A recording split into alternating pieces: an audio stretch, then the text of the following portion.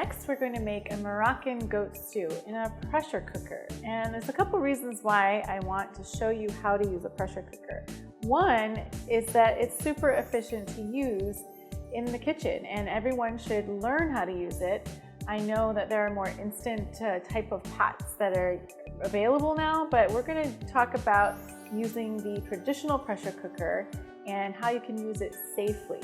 And the second reason I want you to know about it is because I'm always advocating for eating farm fresh animals as much as possible and knowing where your food comes from. And a lot of times that can get very exciting when you find a great source to get your lamb or your goat or your chicken.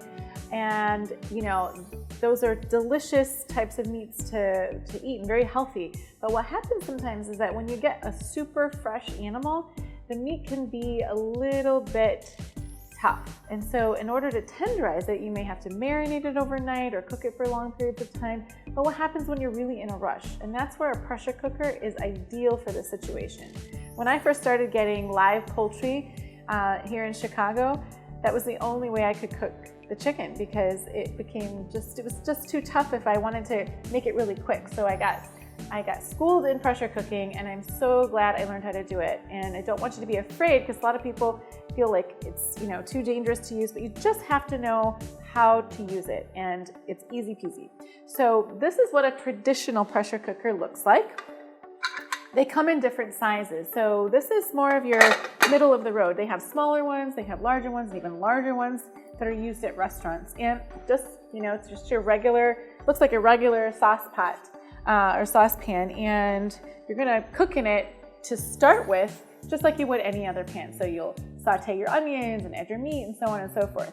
And you have to add liquid to it, otherwise everything will burn. So we'll go through this recipe to show you how to do that. But here's where the tricky part ends up happening, is that the lid has a suction, and it's going to click on to the top.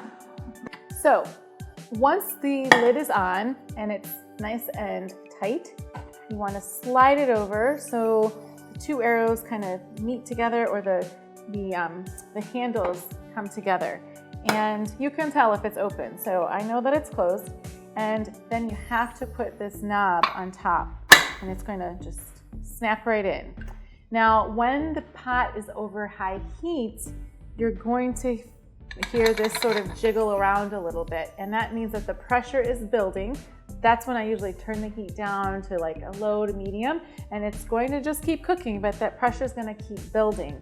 And so I'm using about 2 pounds of meat, so I might cook this for 20 to 30, maybe even 40 minutes. But keep in mind, if I was doing a slow cooked meal, this would take well over an hour and a half or so. So that's cutting your time in half. And there are no gadgets here, there's no buttons. And so it's a really simplistic type of pot, but it's only running you about maybe $25, $30 at the most, whereas the more modern gadgets with all the buttons and so on are about $80, $90. So you can choose the kind that you want, but they're both going to have the same pressure system to be careful about. So once that knob is sort of moving around, you just can't open this ever. You cannot even attempt to open this up, or else it will explode on you. So that is a very dangerous thing. So all you have to do is let it do its work, turn it off when you feel like it's cooked. So depending on your recipe, and then you let everything just settle down. There is a way to let the steam out, and I'll show you that as well, but it involves turning the knob sideways and letting the steam literally come out. That's sort of a very shortcut way, like if you're just in a hurry and you need the pressure to come out. It's gonna affect the cooking process if you're cutting the time, and not letting it just do its thing. But you absolutely cannot open this until all the steam is out and everything is settled. So let's get cooking.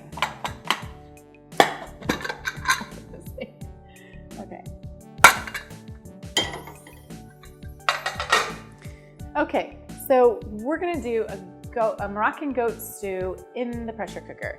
And if you haven't had goat meat, you must try it. It is a very gamey meat, I think, and that's a good thing. That just means that it's it's wild, and it's probably on some beautiful pastures, and that's what we really want. We want a completely natural animal that's been fed biologically appropriate food and all of those good things that we know about it. But we're going to have to do some things to tenderize it and make it delicious. So this looks a lot like lamb, so make sure that you read the signs at the store and you know what you're getting. It tends to be a little bonier than other types of meat, so what I suggest is asking the butcher to cut it into big chunks.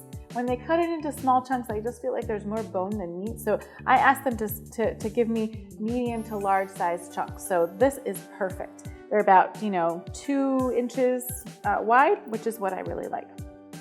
So for this recipe, we're going to go Moroccan style. So we're looking at herbs and spices that are typically very Moroccan. So we're going to start off with some olive oil, saute some onion. We're going to add a couple of cups of tomato sauce. So you can get the jar or the can or make your own, whatever you have. We're going to add some turmeric, dried mint, and a little fresh mint because I have it.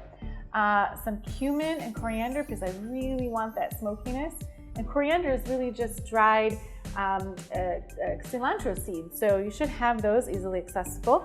We have some Himalayan pink salt or just regular sea salt. My favorite thing to cook with are cinnamon sticks.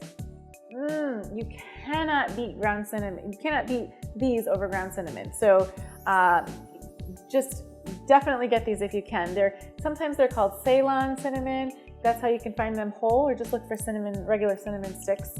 Ceylon is a little different, but they're both going to be very aromatic and super delicious. And they're going to open up when we saute them. And I add these in with the onion. So the time that I'm sauteing the onion, I'm going to add the cinnamon. And then I've got some fresh parsley and a whole bunch of it here as well. And we're also going to add 2 cups of water to the dish. You have to add water to the pressure cooker or else you're going to just sort of burn everything. So that won't be fun.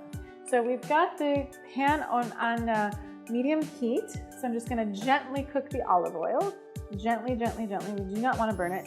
This pan is already nice and hot. So I'm going to add my onion. Nice and sizzling.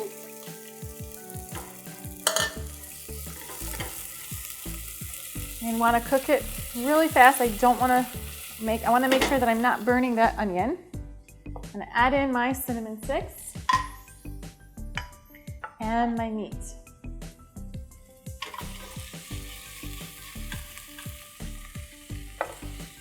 So this is a smaller pan, so I'm going to do about half of the meat for this recipe. And I could easily double it in a little bit larger of a pan. I just want to get that sort of nice and brown. And I'm going to add my turmeric and my mint. While it's sauteing, and everything is getting coated in that oil. So we have the cumin and the coriander as well. Love that smokiness. This looks so Moroccan. And I'm going to sort of just cut up this parsley with my hands. Nothing too precise, just kind of rustic. Okay, that's going in. And of course my salt. And I'm gonna give it all a whirl.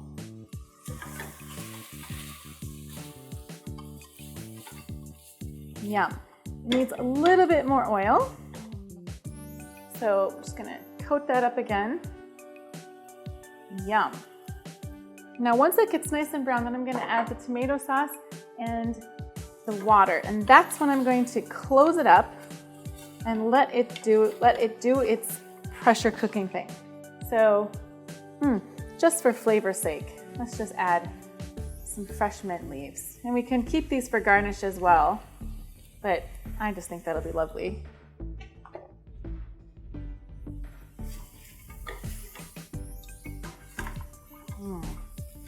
The meat is already totally coated with all the spices.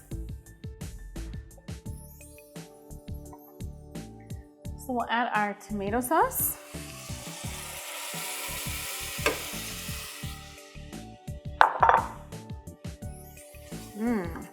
Yum. And you know, I'm starting to think about how do I want to serve this dish, and I think couscous is going to be the best option. Obviously, it's Moroccan, but you could, if you decided not to have it with couscous, you could have it with some rustic Moroccan bread, or you know, even an Italian bread would go really well with this. Yum. It's almost like a rich, thick stew. But again, that's not going to be enough liquid, so I need to add some water. And that's going to cook down because it's being pressure cooked. So don't think that that's going to make it soupy. It's not. It's actually just going to infuse a lot of that hydration right into the meat. Okay. So we're going to bring that up to a boil before we add the top, close it up, turn it down to a simmer, and let it sort of pressure cook for 20 to 30 minutes.